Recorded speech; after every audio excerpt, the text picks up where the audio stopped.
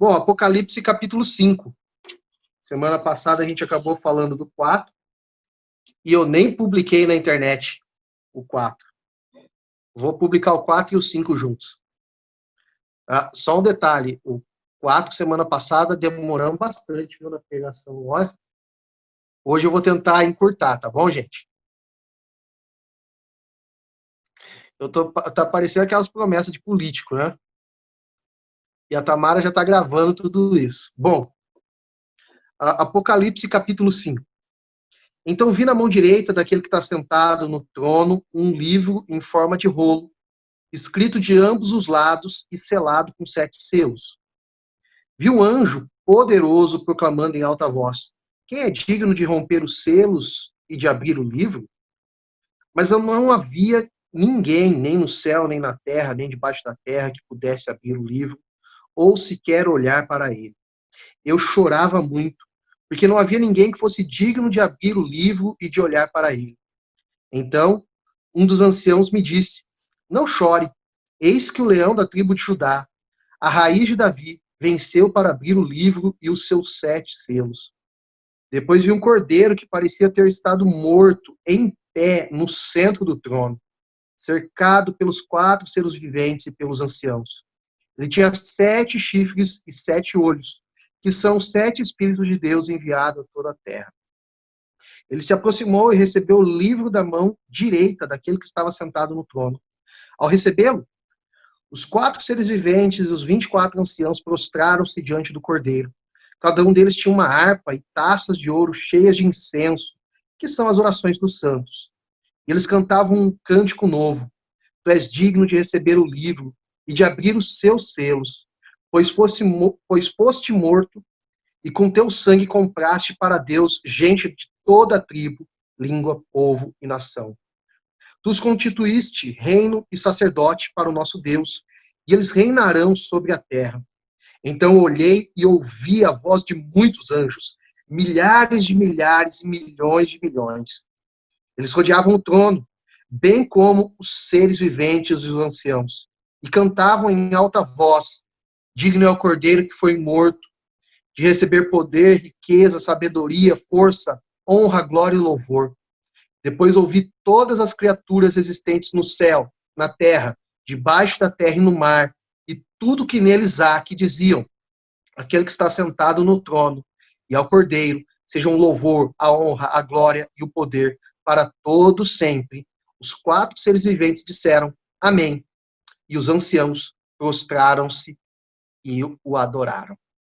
Amém? Bom, nós encerramos aquele bloco que dizia a respeito da parte das igrejas. Então, nós podemos fazer um movimento bem simples. Os 3 primeiros capítulos de Apocalipse dizem respeito à Terra, a uma visão da Terra. João estava recebendo uma visão sobre as igrejas e a época que eles estavam vivendo. Do capítulo 4 até o final do capítulo 20, é uma visão do céu. Na verdade, até meados do capítulo 21. Depois, capítulo 21 e capítulo 22 é o reino redimido. É o reino completo. Só que como nós adentramos na semana passada, do capítulo 4 até o bloco do capítulo 20, nós temos que ver as profecias a respeito do futuro. E essa visão que João tem a partir do céu. Então, essas visões, ora, vão contrastar com as coisas que estão no céu e ora com as coisas que estão na terra. Quando a gente começa a olhar para tudo isso, é que começa a surgir as nossas dúvidas quanto a interpretações.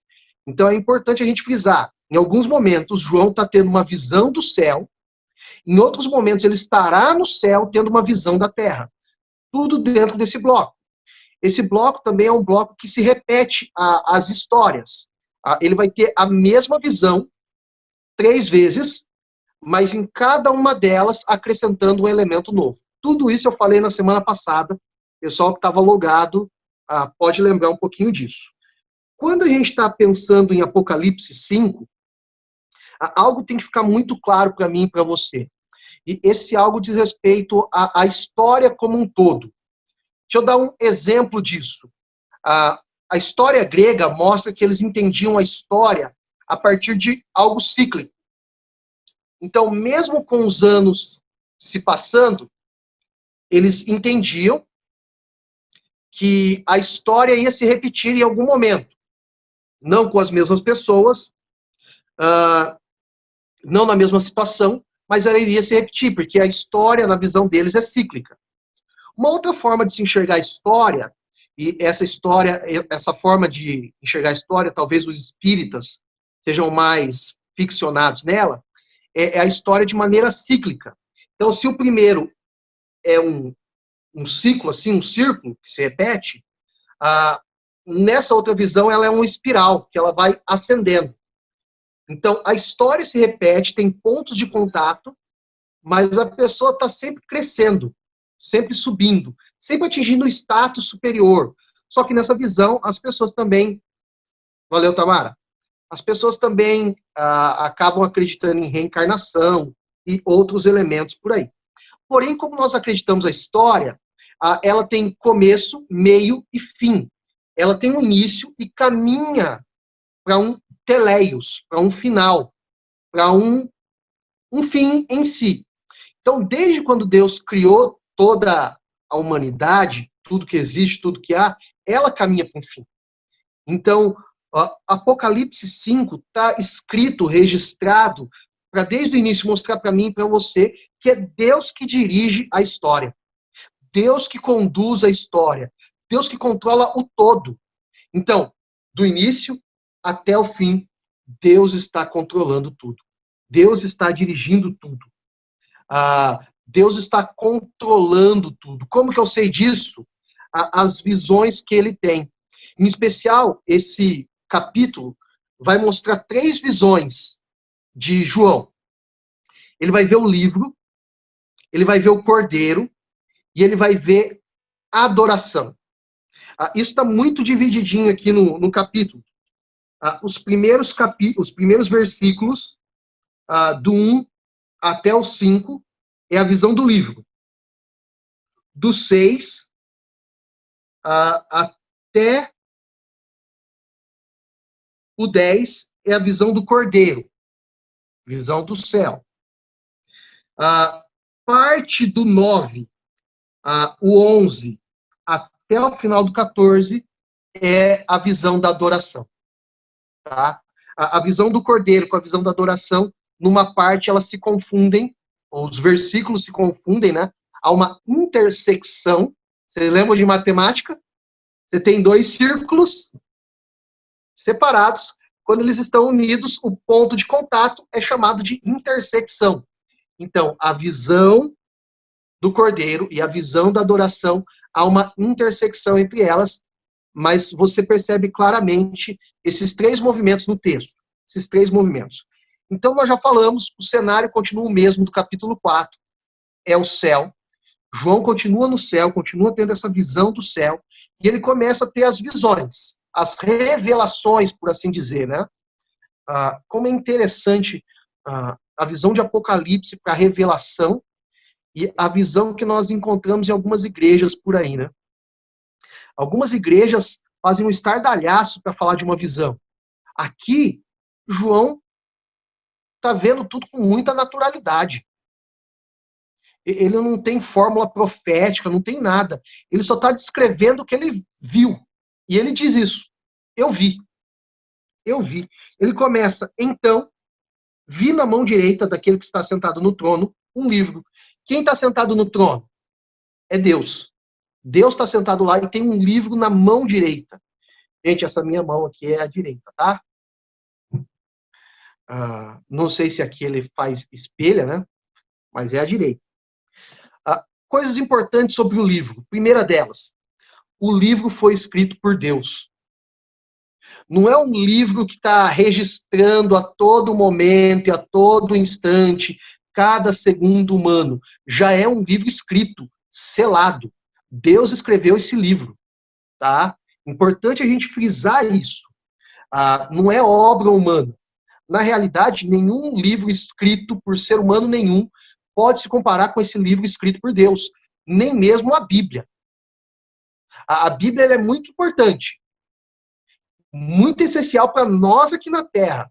Galera, quando a gente chegar no céu, a Bíblia não precisa mais. Já vai estar com Deus. Mas lá no céu tem o livro da vida. Então, perceba o nível de diferença. E aí o nível de importância. E esse livro está na mão de Deus nesse exato momento. Tá?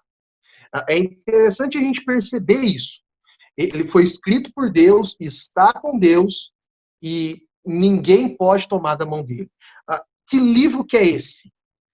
Quando a gente tem a descrição da criação, Gênesis 1 e 2, Deus viu que tudo era bom, que tudo era perfeito, que tudo foi feito de forma boa e tudo mais. E lá a gente já começa a ter alguma ideia de registros. Conforme a história vai crescendo, essa ideia de livros começa a aparecer. Por exemplo, quando você lê Reis, ele faz menção, o livro dos reis, faz menção ao livro dos reis, e ninguém sabe que livro foi esse. Alguns entendem que é o livro bíblico de Crônicas, porém, não dá para a gente afirmar isso. Em alguns locais, e alguns profetas mencionam um livro da vida, que eu acredito ser esse livro que está na mão direita de Deus. O que é o livro da vida? O livro da vida são os decretos e os planos divinos. Ele escreveu tudo lá, antecipadamente. Seus decretos, seus planos, seus propósitos, tudo que existe, tudo que há. Todo livro escrito em forma de pergaminho, em forma de rolo, ele tinha um selo real. Em alguns filmes você vê isso muito claramente, né? Quando eles iam assinar, eles enrolavam e colocavam um tipo de vela e colocavam a marca deles, um carimbo. Obrigado.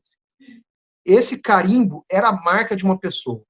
Quando a Bíblia diz que esse livro está selado, indica que esse livro tem a marca de Deus. Essa marca, ninguém pode retirar. É muito claro o texto. Escrito de ambos os lados e selado com 7 selos. E um anjo aparecendo. Quem é digno de romper os selos e de abrir o livro? A resposta é que nem no céu, nem na terra, nem debaixo da terra, nem no mar, ninguém foi encontrado digno de abrir esse livro. E qual que é a reação de João quando ninguém é digno de abrir o livro? Ele chora. Olha que interessante, homem nenhum podia abrir aquele livro. Imagina Deus contemplando toda a história humana e não encontrando um digno de abrir o livro. Imagina Deus olhando para todos os anjos e nenhum deles ser capaz de abrir o livro.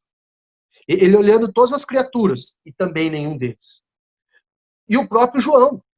Também aqui há uma incapacidade do próprio João de abrir o livro. Nem ele era capaz de fazer isso. E ele estava vendo o céu naquele momento.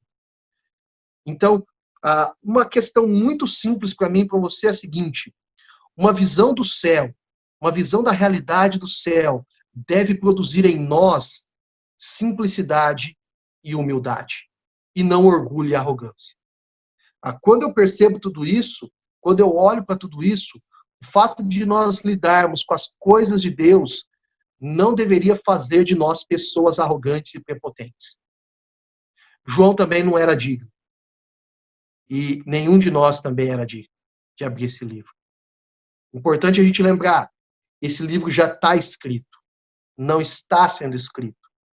Importante frisar, esse livro foi escrito por Deus. Aquilo que ele escreveu, ninguém pode mudar. Aquilo que ele colocou ali, ninguém pode alterar. Terceiro, não há santo, não há anjo e não há homem nenhum que possa tirar isso da mão de Deus, reescrever essa história ou apagar aquilo que Deus escreveu. Nós precisamos enfatizar isso, relembrar isso, e que isso aqueça o nosso coração. É um pouquinho daquilo que Jó falou, capítulo 42, versículo 2. Bem sei que tudo podes, e nenhum dos seus planos pode ser frustrado. Aquilo que Deus preparou para acontecer, aconteceu. Como deveria acontecer. Esse último pensamento, vamos para a segunda visão. A segunda visão é a visão do cordeiro. Bom, quando a gente fala do cordeiro, já deve ser bem fácil da gente saber o que significa o cordeiro, quem é o cordeiro. O cordeiro é Jesus. E, obviamente, quando João faz menção de Jesus como cordeiro, ele está lembrando lá de Êxodo, todos os rituais, todos os sacrifícios que exigia o cordeiro. Todos aqueles sacrifícios, propiciações, lá de Levítico também estava em mente, tá? Então, quando João resgata essa visão do cordeiro, é isso que está na mente daquelas pessoas. Então, o que Jesus fez foi exatamente a mesma coisa que era feito por meio do cordeiro. Nesse aspecto, Jesus é o sacerdote, aquele que nos liga a Deus, e ao mesmo tempo ele é o sacrifício. Então, ele se entrega como cordeiro, e ele mesmo assume esse local, né? Assume como fazer o sacrifício, tá? Então, quando eu estou pensando nessa ideia do cordeiro, eu marquei em algum lugar isso. Lembrei onde foi. Um profeta cita Jesus, ou o futuro Messias, como o cordeiro mudo. Quem estuda o Evangelho de Marcos entende Jesus como um servo sofredor. Então, quando ele está vendo o cordeiro aqui, ele está dando uma outra descrição, parecia ter estado morto e vê o cordeiro em pé, ou seja, ele está vendo o cordeiro vivo, ele também está lembrando da cruz, morte e ressurreição. Então, quem entendesse aquilo, saberia que eles estavam falando de Jesus. Não era nenhuma outra pessoa. Era o próprio Jesus presente no meio daquilo ali. No meio da geral inteira, Jesus está ali. E importante frisar e destacar aonde o cordeiro está. O cordeiro está cercado, olha só, no centro do trono. Ele está no mesmo local onde Deus estava, cercado pelos 4 seres viventes e pelos anciãos. Ou seja, ele está numa posição central, ele não está de forma periférica, ele está exatamente ali. Essa visão do cordeiro, esse cordeiro que ele vê, ele é pré-anunciado pelo anjo. E o anjo vai dar algumas designações desse cordeiro. Ele é o leão de Judá. Você tem 2 profecias aqui. A questão do leão é uma profecia messiânica que está lá em Amós, tá? Tanto que alguns comentários antigos sobre o livro de Amós era a questão de um leão na capa, tá? Porque já prefigurando o leão que viria. A segunda é leão de Judá. Essa expressão é um cumprimento de uma profecia dada por Jacó para o seu filho Judá, no final do livro de Gênesis.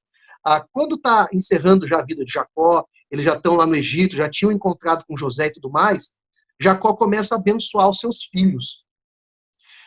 E a bênção que ele dá para Judá é que da linhagem dele, a semente da mulher surgiria. Então, quando ele está falando aqui, leão da tribo de Judá, é referência a Gênesis, capítulo 49, do versículo 8 até o versículo 12. A Bíblia é extraordinária. O livro de Apocalipse, a concordância com aquilo que está lá em Gênesis, capítulo 49. Na realidade, se você for olhar para a sua Bíblia e for pegar todas as referências cruzadas, o que é referência cruzada? Quando um texto cita um ao outro de forma direta ou de forma indireta. A Bíblia tem mais de 60 mil cruzamentos. 60 mil.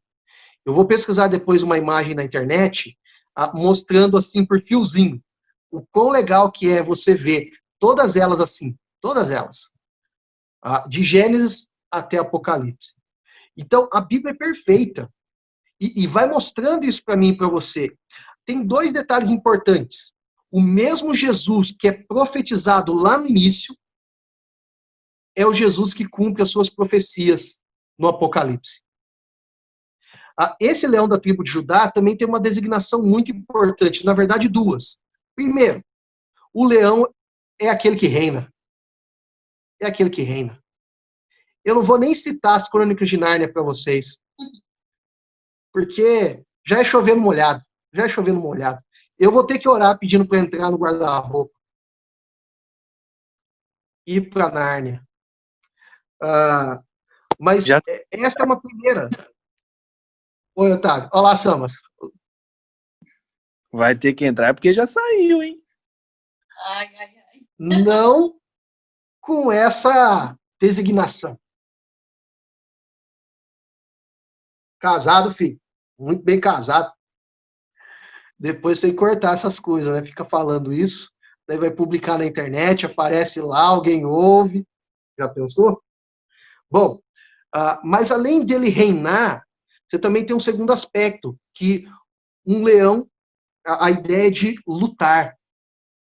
Alguém que persevera em luta. Na verdade, ele luta contra os inimigos de Deus. É essa a ideia que tem aqui também. Para a gente continuar nessa figura de citação no Antigo Testamento, no Novo e tudo mais, ele vai citar a raiz de Davi. Quando Davi reinava, teve uma promessa de Deus para ele. Quando estabelece o pacto davídico, Deus diz para ele assim: da sua linhagem vai ter sempre alguém reinando sobre Israel. Obviamente, a linhagem de Davi não reina até hoje sobre Israel. Essa profecia não dizia respeito ao sangue direto de Davi, mas ao próprio Jesus. Essa profecia indica que Jesus é da realeza. Da realeza. Ele fazia parte daqueles que estavam reinando e governando. Só um ponto interessante aqui. Aquele que reina também nos coloca como subgerentes ou subregentes. Quando nós somos criados, e lá em Gênesis 2, fala das designações que há sobre nós, dominar, sujeitar toda a criação, são expressões reais dadas ao ser humano. Não reais no sentido de real, mas no sentido de realeza. Então, olha que interessante. A realeza de Cristo está sobre nós também.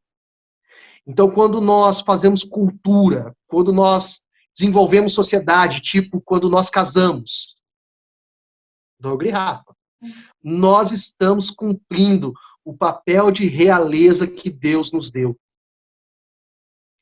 Extraordinário isso, né? Extraordinário. Eu ia falar isso no casamento de alguém, mas agora já adiantei. Mas é essa ideia, né? Essa ideia. Tem mais um elemento que ele fala. Venceu para abrir o livro e os seus 7 selos. A ideia é a ideia de um vencedor. Uma ideia um pouquinho maior, uma ideia de majestade. Aquele que governa sempre. Eu não preciso relembrar para você quantas vezes Jesus venceu, né? Jesus venceu no deserto, quando ele foi tentado por Satanás. Jesus venceu na cruz, quando o diabo, coisa ruim, o capiroto, o banguela, pensou que tinha ganhado. O vermelho. Ele venceu na batalha do Armagedon, que nós ainda veremos em Apocalipse. Ele vence. Na verdade, Deus, Jesus, nunca perdeu uma batalha sequer. Ele venceu a morte, ele venceu o pecado, ele venceu o mundo, ele venceu as hostes malignas. Ele é vencedor. E é interessante, ele venceu para. Então, há uma missão aqui, para abrir o selo. Abrir o selo significa cumprir os planos e os propósitos de Deus. João viu exatamente tudo isso. E quando ele está vendo esse cordeiro, essa descrição do cordeiro, ele fala de 7 chifres, 7 olhos, 7 espíritos. Você está vendo aqui 7, 7, 7? Toda vez que a Bíblia repete um termo 3 vezes, ele está indicando perfeição daquilo. Por exemplo, lá em Isaías capítulo 6, os anjos em volta de Deus, eles clamavam o tempo todo: Santo, Santo, Santo é o Senhor dos exércitos. Toda a terra está cheia da tua glória. Quando repete Santo, Santo, Santo, é um santo com perfeição. Aqui a Bíblia está fazendo um reforço na linguagem.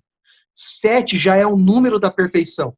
Quando repete 7 vezes, está dizendo que aquele cordeiro é plenamente perfeito. Plenamente perfeito. Quando está falando dos 7 olhos, ele vê tudo. Quando está falando dos 7 chifres, ele tem todo o poder sobre a sua mão.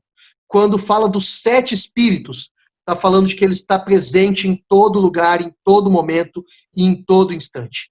Então é perfeição plena. Esse é Jesus. Ele não falhou, ele não errou.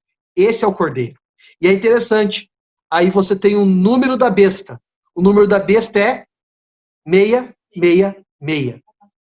É uma dízima periódica. Nunca chegará a ser o 7. Nunca chegará a ser perfeito.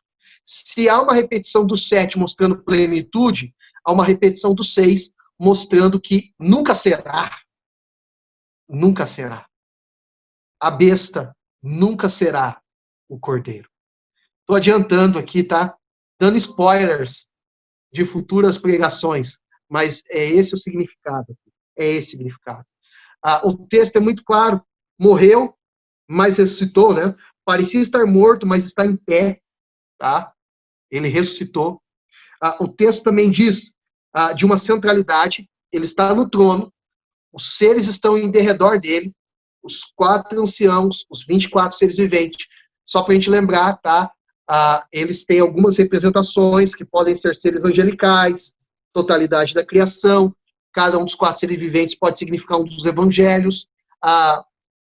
Os 24 anciãos, 12 simbolizam as 12 tribos de Israel, 12 os apóstolos. Com isso significa a totalidade da igreja ali presente. E significa que Jesus é a centralidade de tudo que existe, tudo que há. Tudo é por causa dele, por meio dele e para ele. Se alguém leu Colossenses pensando no acampamento, ou se alguém se interessar em ler Colossenses, os versículos 13 até o versículo 20 do primeiro capítulo vai falar desse Jesus como sendo central. Eu tenho uma pregação que eu falo que Jesus é suficiente a partir daquele texto. Mas a ideia também pode ser uma ideia de centralidade. Ele está no mesmo lugar do trono. Todos estão em derredor dele, porque a ênfase é ele. A ênfase é ele. O alvo de tudo é ele. Esse Jesus recebe o livro. Ele é digno de receber o livro. Não há imperfeições nele, não há nada que desaprove ele para pegar o livro e abrir o livro. E é interessante, aqui a gente fica só com um gostinho de quero mais. No capítulo 6, ele vai abrir os selos, os 7 selos. Ele vai abrir. Aqui, a gente só fica com isso. Mas ele é digno. E ele vai abrir. Terceira visão. A visão da adoração. A visão da adoração. A visão da adoração, na minha perspectiva aqui, ela vai atingir 3 grupos diferentes. O primeiro grupo é a igreja que adora. Tá lá os seres viventes e tá lá os 24 anciãos, que, como nós já falamos, simboliza a igreja, identifica a igreja. Mas há outros elementos aqui da igreja. Por exemplo, harpa e a taça de ouro cheias de incenso, que são as orações dos santos. Quem é santo? A igreja do Senhor é santa.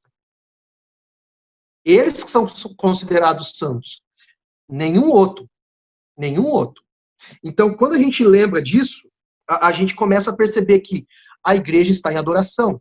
Então, há 2 elementos, para mim, aqui que são muito claros. Primeiro, a harpa e oração. A harpa simboliza música. Uma das formas de adorar a Deus. Nós já temos falado que a adoração é um estilo de vida, tá? Adoração é uma postura, mas também há adoração na música, tá? Então, quando ele fala, cada um deles tinha uma harpa, tinha música. Eles cantavam diante de Deus. E aqui há, no mínimo, 3 canções diferentes, 3 músicas diferentes. Mas também há oração. Toda vez que nós oramos, nós adoramos ao Senhor. Então, mais um ponto para a gente orar cada vez mais. Porque cada vez que nós oramos, nós adoramos. Mais um elemento. Os 24 anciãos e os 4 seres viventes se prostraram diante do Cordeiro. Então, o que está acontecendo aqui? É uma simbologia para a igreja que adora. Algo que eu vou falar provavelmente nas aplicações, mas eu preciso já pincelar isso aqui, é que nós podemos, desde já, como igreja, adorar o Cordeiro, que estava morto, mas que hoje está de pé, que está vivo.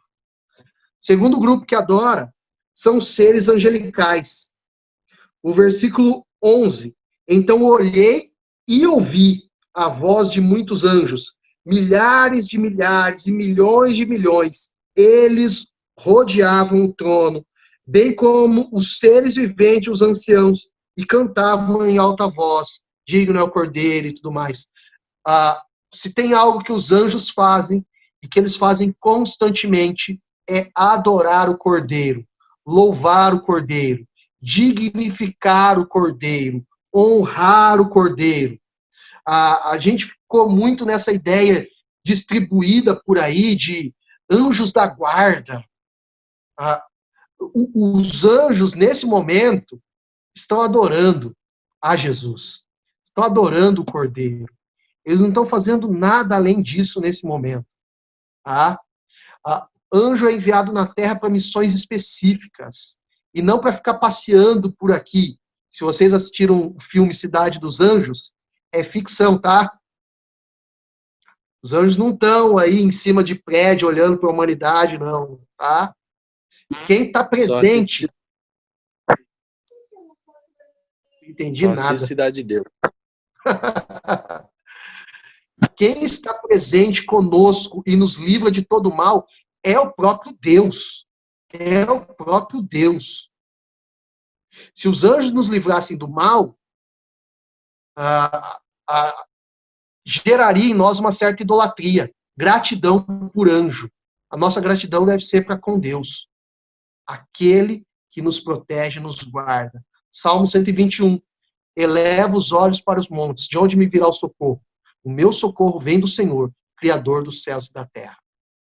Então, se nós fizéssemos aqui uma angeologia, o que os anjos estão fazendo nesse momento, o que os seres celestiais, angelicais, fazem nesse momento é adorar ao Senhor. Adorar ao Senhor. Eles se unem à igreja na adoração. Há um terceiro grupo de adoração, tá? Que é a criação como um todo. A criação como um todo. Eu gosto de, nesse momento, lembrar do Salmo 19, versículo 1. Os céus proclamam tua glória, o firmamento anuncia a obra das suas mãos. Um dia discurso outro dia, uma noite discurso outra noite. Não há sons, não há palavra, mas por toda a terra se faz ouvir a sua voz.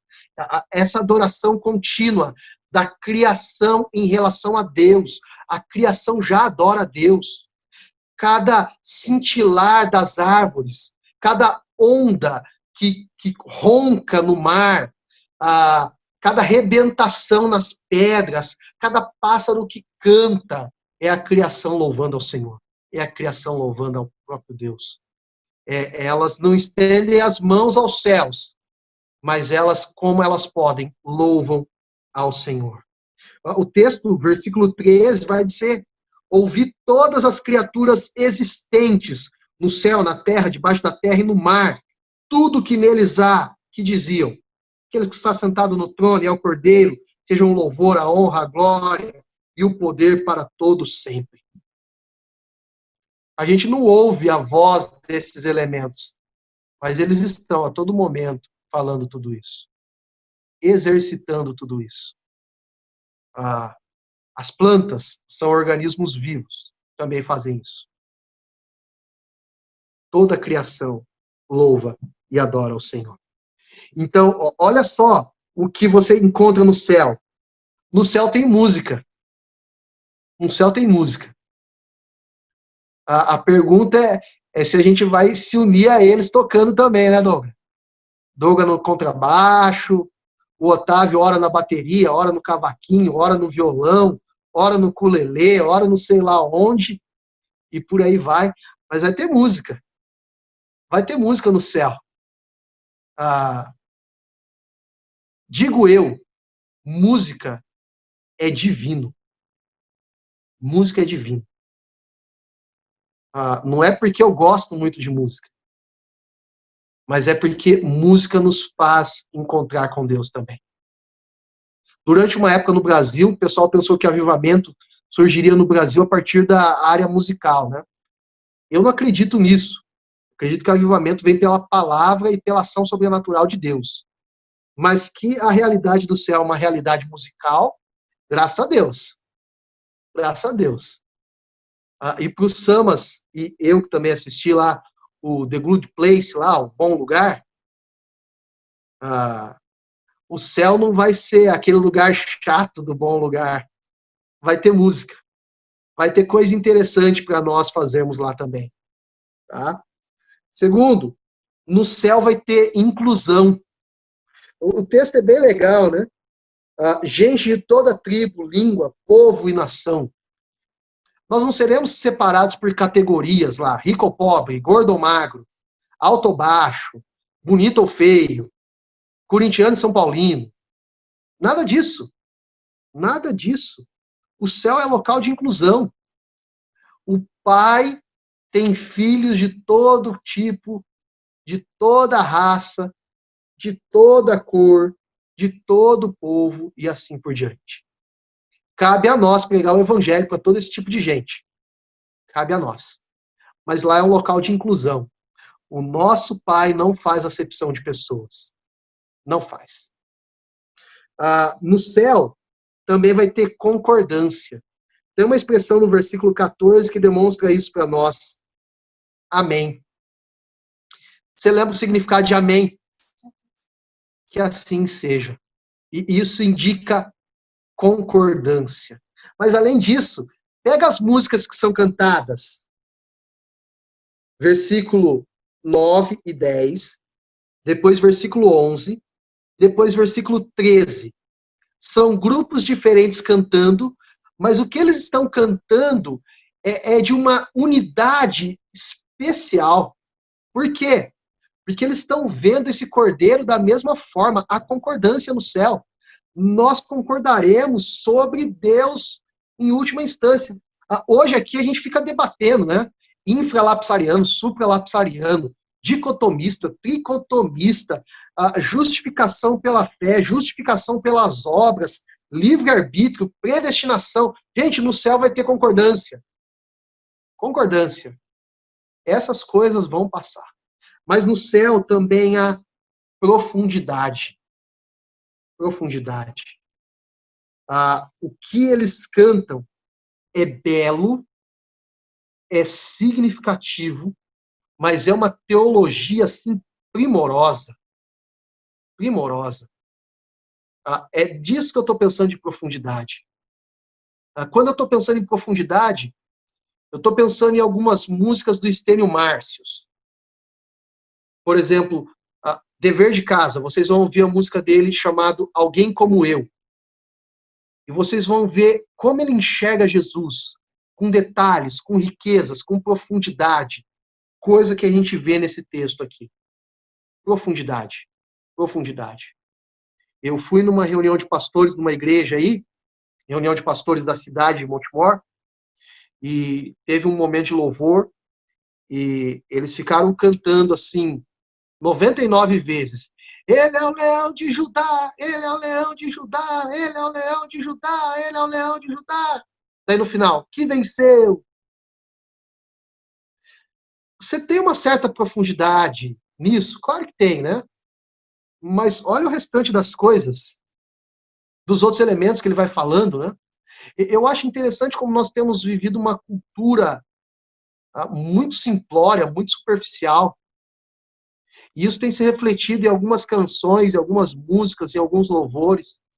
E nós precisamos retomar essa profundidade do texto aqui. Então, eu quero caminhar para o fim, antes que o nosso tempo acabe aqui, com 4 aplicações, mas não é para vocês ficarem contando elas, tá? A primeira, nós podemos confiar nos planos de Deus. Se ele escreveu o livro, se ele está guardando o livro, se aquele que vai abrir o livro é Jesus, nós podemos confiar nos planos de Deus. Então, nós devemos parar de ficar preocupados, ansiosos, revoltados com algumas coisas e descansar em Deus. Descansar em Deus. Talvez as coisas não saíram como nós planejamos ou imaginamos, mas não fugiu do controle de Deus. Na verdade, a nossa intenção é sempre dominarmos tudo, né? Mas aquele que está sentado no trono e o Cordeiro que também está no centro continua dirigindo a história. Podemos confiar nele. Podemos confiar nele. A desconfiança em Deus, ou não confiar nos planos de Deus, só vai gerar em nós incerteza, preocupação, depressão e ansiedade. Bom, não preciso dizer que tudo isso é tóxico, né? Então, confie nele. Segunda aplicação. Jesus venceu o que nós precisamos vencer. Jesus venceu o que nós precisamos vencer. Ele venceu a morte, ele venceu o mundo, ele venceu o diabo. Nós precisamos vencer tudo isso. Talvez você saiba ou não, mas você não é capaz de vencer sozinho. Você precisa dele. Nele nós somos capazes. Nele nós somos capazes. Mas quando eu estou dizendo tudo isso, eu também preciso combater algo que talvez esteja no seu coração, que é um complexo de inferioridade, que é um pensar pouco na sua capacidade, na sua habilitação. Tudo isso é falsa narrativa. Tudo isso é falso pensamento. Deus te capacita sim, isso significa que você pode vencer algumas coisas na sua vida. Você pode casar, aleluia, glória a Deus, Douglas. Você pode casar. Otávio e Lívia, já estou profetizando. Vocês podem casar também.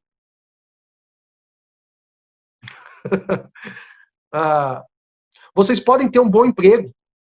Vocês podem ter uma boa casa. Vocês podem ter um bom carro. Vocês podem ter uma boa formação, um bom trabalho. Vocês podem vencer na vida que sim. Jesus te habilita para tudo isso. Jesus te capacita para tudo isso. O problema é que às vezes nós ficamos tão envolvidos com pensamentos negativos e ruins e esquecemos que quando nós damos alguns passos, nós caminhamos mais em direção à nossa vitória. O que nós não podemos fazer é ficar parados. E eu estou falando tudo isso com o coração descansado. Não estou em momento algum querendo afirmar a teologia da prosperidade, nada disso. Estou querendo dizer que você é capaz. E também não estou nem querendo flertar com teologia do coach, viu? Se eu fosse um coach, eu seria um péssimo coach. Mas eu estou querendo afirmar para vocês que você pode. Você é capaz. Você consegue. Eu tenho visto alguns adolescentes e jovens desistindo da vida muito cedo. Muito cedo. Terceira aplicação. Nós podemos e devemos começar a nossa adoração a Deus aqui. Com a nossa vida, com aquilo que nós temos. Eu acabei de falar que você é capaz de vencer. Então, naquilo que você vencer, no seu casamento, na sua faculdade, no seu trabalho, no carro que você deseja, não torne isso um ídolo na sua vida. Não adore isso. Adore o Deus verdadeiro, que permitiu que você tivesse tudo isso. Aí nós adentramos numa adoração que começa aqui na terra e termina no céu. Então, nós podemos e devemos começar a nossa adoração aqui, mas não só nesse momento nosso aqui de culto, escola dominical, quando está tendo as lives ou quando nós nos encontramos. Sempre. Sempre. Sempre. Última aplicação. Nós somos agentes do reino na terra. O texto é muito claro, né? Versículo 10. Tu os constituísse reino e sacerdotes para o nosso Deus, e eles reinarão sobre a terra. Nós somos esse agente de Deus. É interessante, né? Como que o reino de Deus é manifesto na terra? Por meio das nossas vidas. Quando nós pregamos, quando nós adoramos, quando nós agimos de acordo com a palavra de Deus. Por quê? Nós somos o reino de Deus em movimento aqui na terra. A pergunta é, nós temos noção disso? Nós entendemos a responsabilidade do que isso significa? Isso é precioso demais. Deveria nos motivar e nos levar para ir além.